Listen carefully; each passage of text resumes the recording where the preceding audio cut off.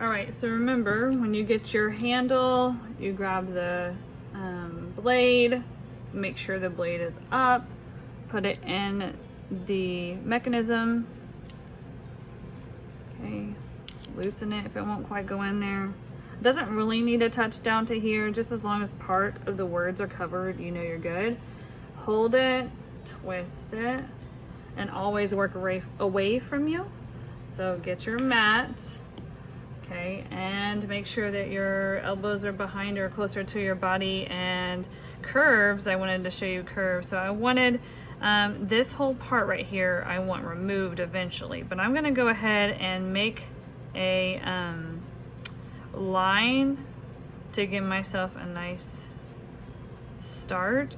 And curves, you wanna go nice and slow and always keep your hand away from you. I just kind of turn it over and dump. They are not to be thrown at other people. Okay, turn your block if you want to go a different direction, and always make sure that the blade is away from you.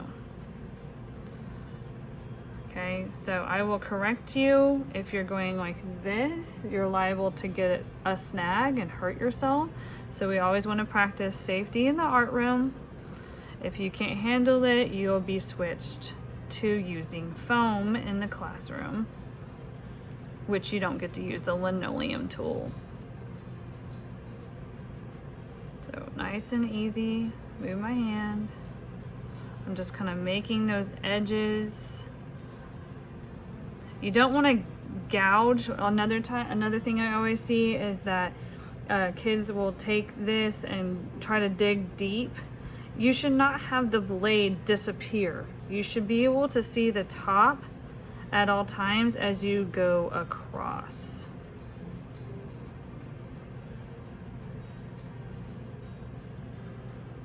Okay, so I'm just kind of removing edges and kind of going over my lines. This is good to do on the first day. That way you know your design is going to stay and it's not going to get rubbed off or whatever. You can kind of see it if you take the time to do that on day one.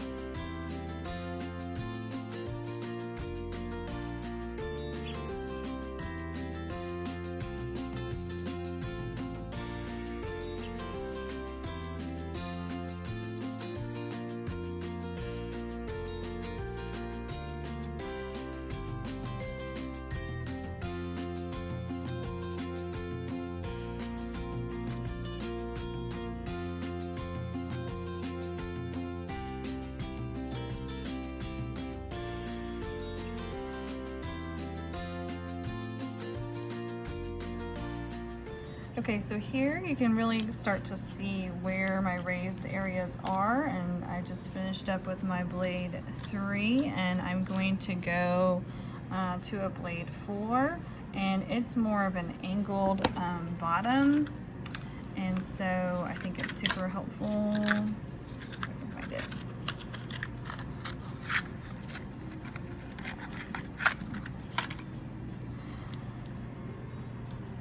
So when we're working on cutting, my job as your teacher is to keep track of the blades. I cannot have a blade go missing. Do not ever leave your barrel and your blade unattended. Okay, if you have to leave your desk, you should be walking with your piece, with your handle and set. Make sure that you hold it down firmly and not up in case you trip and hurt yourself. Okay, so it's got a square bottom, and I'm just going to remove some of these ridges because I really don't want them to print.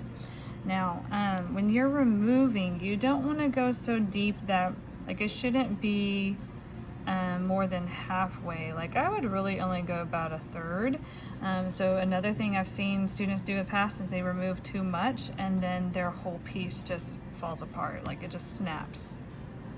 So you want, I know it's really satisfying, but you don't want to overdo it as well. So I'm just going to remove some of these ridges and get this really like you know, sometimes artists leave the ridges because they want the texture to print. I do not, so I'm gonna remove it. And some of these edges right here, again, you need to make sure that those are removed. And so sometimes I turn the tool on its side to help get rid of the very edge of the linoleum.